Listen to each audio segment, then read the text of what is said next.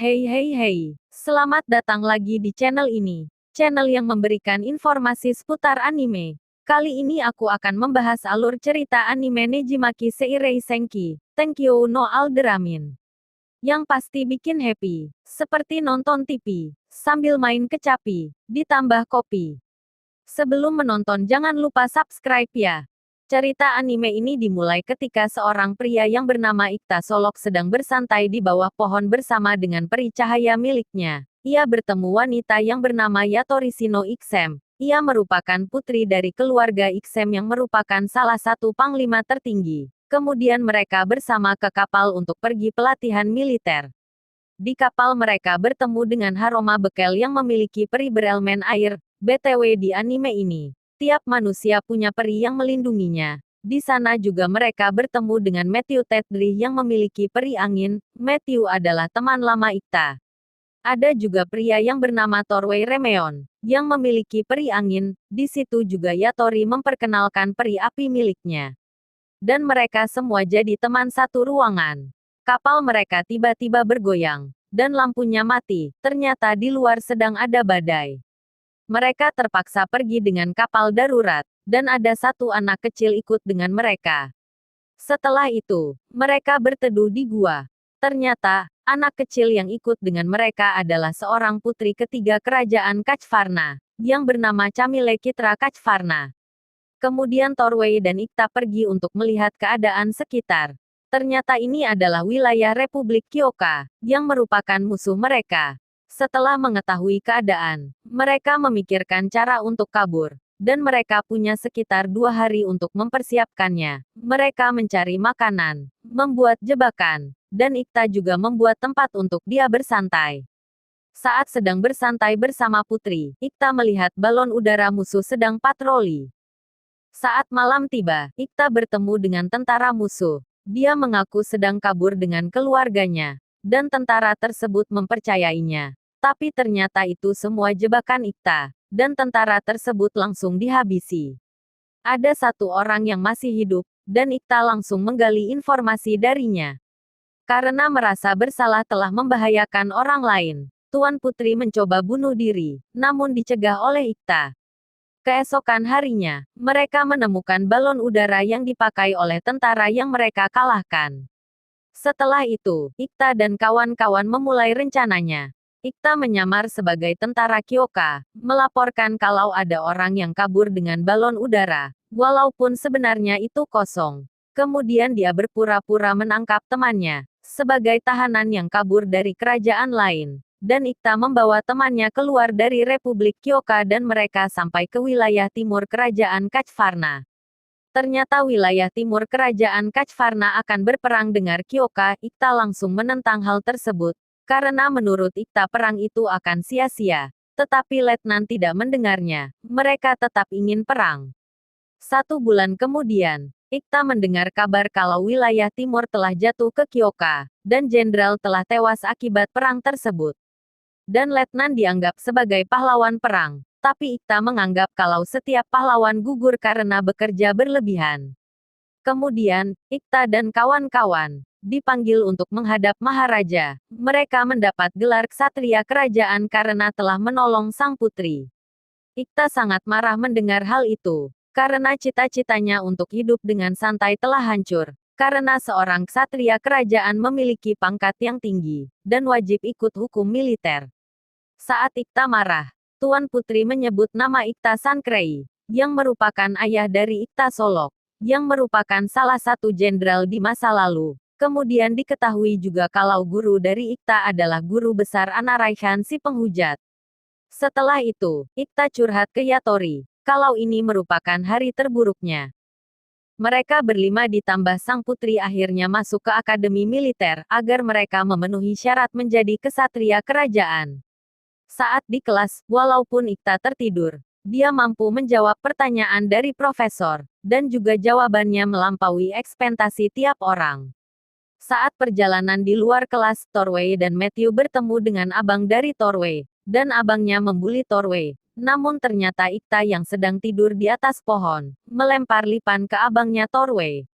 Dan Ikta pura-pura dihajar, agar abang Torway diamankan petugas. 3 bulan kemudian, mereka masing-masing diberi tugas untuk memimpin satu peleton tentara kerajaan. Dan ternyata, petinggi anggota kelompok Ikta adalah anak dari mantan pacarnya Ikta. Karena itu anggota peleton Ikta mengucilkan Ikta. Beberapa hari kemudian diadakan simulasi perang. Tim akan terbagi dua, Ikta, Matthew, dan Torway berada di satu tim. Di kubu satunya, Yatori, Kapten Sarihak, dan Letnan Susuraf, di mana keduanya merupakan abang dari Torway. Setelah mengetahui itu, Ikta membuat kesepakatan dengan anggota peletonnya. Jika taktik Ikta bisa memenangkan simulasi perang, maka Ikta yang akan jadi pemimpinnya. Keesokan harinya simulasi pun dimulai walaupun cuaca hujan. Ikta menjadi pemimpin dari tim gabungan tersebut, walaupun banyak yang ragu padanya. Ikta menunjukkan jalan tanpa melihat peta, dia hanya bermodalkan ilmu sains yang dimilikinya. Dan hasilnya, Ikta membawa pasukannya ke tepi sungai, dan itu bukan tempat yang bukan seharusnya, dan hal tersebut membuat lawan jadi panik.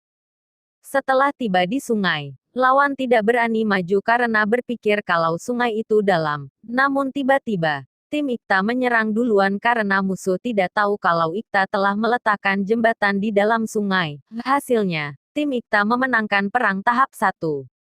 Kemudian di tahap kedua, tim lawan mencoba membuat jebakan, namun telah terbaca oleh Ikta. Mereka pun terjebak dan tim Ikta akhirnya memenangkan pertarungan. Itu membuat dia diakui peletonnya.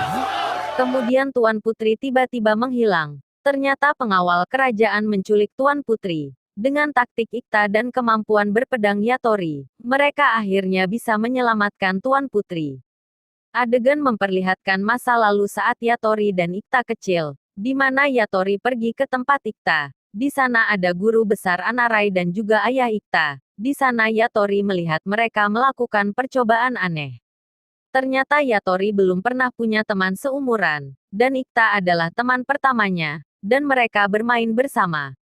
Namun saat mereka berada di sebuah gudang, mereka dikelilingi oleh serigala, dan mereka tidak bisa keluar dari tempat tersebut. Kemudian, dengan kecerdasan Ikta dan kekuatan Yatori, mereka akhirnya bisa kabur walaupun harus menghancurkan tempat tersebut. Kembali lagi ke masa kini, setelah menyelesaikan simulasi perang, mereka melakukan latihan seperti biasa. Kemudian mereka mendapatkan misi untuk pergi ke Garnisun Utara. Di sana ada suku Sina, dan Ikta sudah pernah pergi ke tempat itu waktu kecil. Adegan berpindah memperlihatkan tentara di Garnisun Utara yang bernama Kana. Mereka akhirnya sampai di Garnisun Utara, dan disambut oleh Letjen Safida. Kemudian mereka berpesta. Di sana ada juga mayor suku Siram yang akan membimbing kegiatan mereka. Kemudian Ikta bertemu dengan Letnan 1 Senpa Sazaruf yang akan menjadi instruktur mereka. Kemudian ada seorang pria bernama Dein Kun yang memiliki kemampuan pedang terbaik di Garnisun Utara menantang Yatori berpedang, dan hasilnya Yatori menang. Keesokan harinya, mereka melakukan pelatihan yang dipimpin oleh Letnan Sazaruf, namun tiba-tiba Ikta menghilang. Ternyata Ikta pergi ke tempat penyimpanan buku, dan di sana ada tentara yang mencoba mencuri buku kerajaan, dan Ikta berhasil mencegahnya. Kemudian Ikta bertemu dengan Kana. Namun saat mengobrol, Ikta ditangkap oleh Letnan Sazaruf karena kabur saat latihan. Adegan berpindah di mana Dein Kun menantang Torway untuk berpedang. Namun karena Torway tidak bisa berpedang, mereka bertanding catur, dan Torway menang. Kemudian Ikta datang ke tempat mereka, setelah dia ditangkap sebelumnya. Keesokan harinya mereka pergi melakukan misi yang dipimpin oleh Mayor suku Siram, dan Ikta ternyata bersembunyi di kereta barang agar tidak capek jalan. Kemudian Ikta bertemu dengan Kana.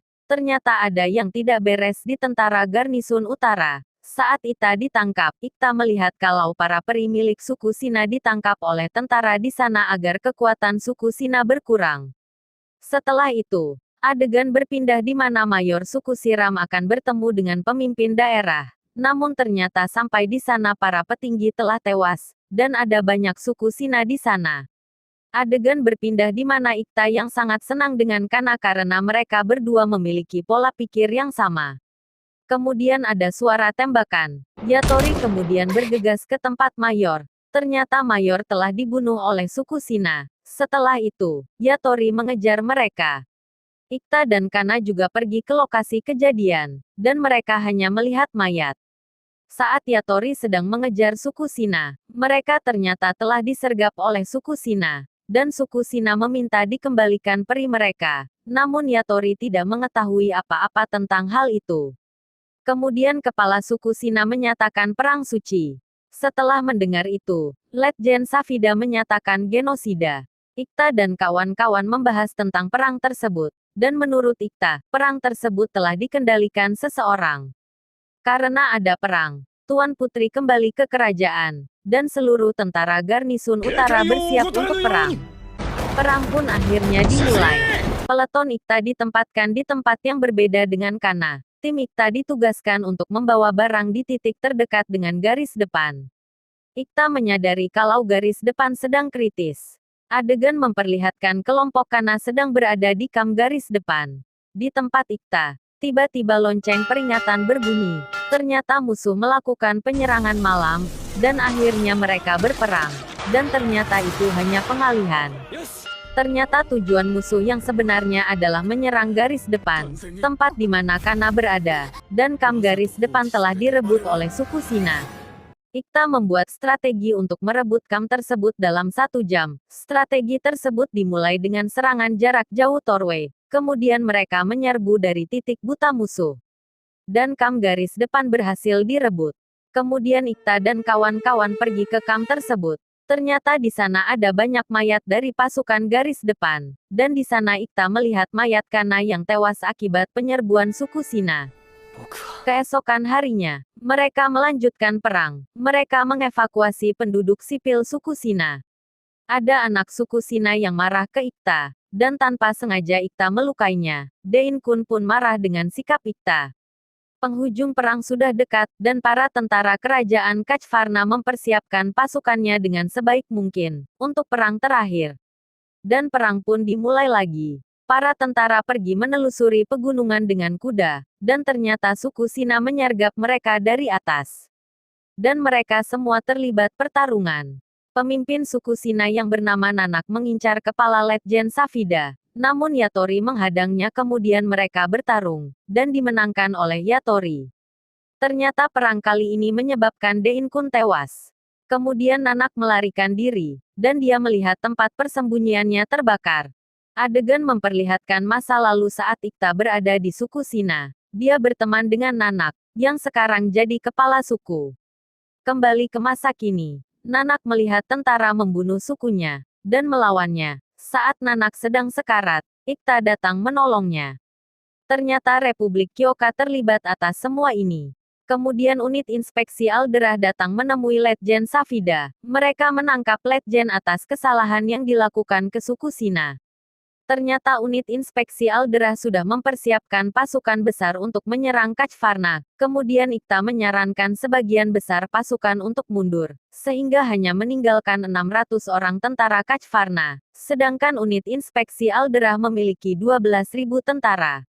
Kemudian Ikta meminta maaf ke kepala suku Sina. Dan sebagai permintaan maaf, Ikta memotong jarinya. Kemudian kepala suku Sina menyadari kalau ternyata Ikta adalah teman masa kecilnya dulu, dan suku Sina memaafkan tentara Kachvarna. Setelah itu, Ikta membujuk suku Sina bekerja sama untuk menahan unit inspeksi Alderah, dan mereka menyetujuinya. Kini tentara Kachvarna bertambah 800 orang. Setelah itu, Ikta dan Yatori mendapat kenaikan jabatan menjadi Letnan 1, dan Matthew, Torway, dan Haruma diangkat menjadi Letnan 2. Keesokan harinya, tentara Kachvarna membakar hutan untuk menghambat unit inspeksi Alderah. Dalam penyerangan ini, strategi unit inspeksi Alderah disusun oleh seorang dengan julukan Jenderal Pengarik Cemerlang yang merupakan mayor tentara Kyoka Jin Arkinex. Kemudian Jin merasa kalau ada seseorang yang setara dengan dia yang menyusun strategi kerajaan Kachvarna. Setelah api di hutan mulai memadam, Ikta menyuruh tentara Kachvarna untuk memblokir jalan di hutan. Setelah malam tiba, tentara Kachvarna bersiap menjebak unit inspeksi Alderah, dan pasukan gelombang pertama Alderah berhasil dikalahkan. Dan pasukan gelombang Alderah kemudian membantu. Tapi tentara Kachvarna berhasil kabur dengan membakar hutan lagi. Akibat dari perang tersebut, Matthew mengalami luka parah, dan beberapa anggota peleton Ikta tewas. Dan tentara Kachvarna kini tinggal 600 orang, sedangkan unit inspeksi Alderah memiliki 10.000 orang. Jin berhasil mendapatkan informasi mengenai seorang tentara kuat yang bernama Yatori Shino Iksem, dan dia berpikir kalau strategi Kachvarna disusun oleh Yatori. Kemudian di saat semua orang sedang gelisah, Ikta sempat-sempatnya tidur dengan santai di siang hari. Beberapa saat kemudian, musuh mulai bergerak. Mereka mengambil jalan memutar. Pasukan Torway dan Letnan Sazaruf diperintah untuk menghadang mereka. Kemudian Jin naik balon udara untuk memeriksa keadaan. Setelah melihat balon udara, Ikta menyusun strategi untuk mengulur waktu selama seminggu. Dan Ikta memulai operasi pertahanan gerak acak. Dan adu strategi antara Ikta dengan Jin selama 7 hari pun dimulai. Dan Ikta selalu unggul dari Jin. Namun, di hari ke-6, Jin mengubah strategi, dan berhasil mendesak tentara Kachvarna. Setelah itu, Ikta mengubah strategi. Ikta menyuruh Matthew untuk memimpin di pusat komando, sedangkan Ikta, Yatori, dan Nanak pergi ke garis depan. Saat malam tiba, Ikta menyergap Jin, dengan cara bersembunyi di bawah kaki musuh. Dan pasukan musuh terdesak akibat serangan itu, dan pasukan Kachvarna mengibarkan bendera negosiasi. Karena sudah terdesak, Jin menyuruh pasukannya untuk berhenti. Akhirnya kedua komandan pasukan, yaitu Jin dan Ikta akhirnya bertemu. Ikta menyarankan agar kedua pasukan berdamai. Namun Jin menolak karena merasa pasukannya lebih unggul. Karena Jin tidak mau berdamai, Ikta mengancam akan menyuruh Torway sang penembak jitu membunuh Jin. Walaupun sebenarnya Torway sedang tidak ada di situ. Karena takut akan ancaman tersebut, akhirnya Jin menyuruh pasukannya mundur. Dan seluruh unit inspeksi Alderah mundur dari perang. Setelah perang, Ikta pun pingsan. Kemudian musuh menculik Ikta, dan Yatori bertarung dengan penculik tersebut dan berhasil memenangkannya. Dan akhirnya mereka semua kembali ke kerajaan. Letjen Safida dijatuhi hukuman mati akibat perbuatannya. Adegan anime ini diakhiri dengan putri meminta Ikta untuk mencapai puncak tentara kerajaan, agar bisa memperbaiki seluruh kerajaan. Terima kasih telah menonton video ini. Dan seperti biasa jangan lupa like, subscribe, dan bagikan video ini agar aku bisa dapat duit AdSense. Dan juga kalian bisa melihat info anime yang menarik lainnya. Dan kalau ingin dibuatkan cerita seperti ini silahkan tulis di kolom komentar. Dan juga kalau mau tanya seputar anime ataupun butuh rekomendasi anime, silahkan tulis di kolom komentar.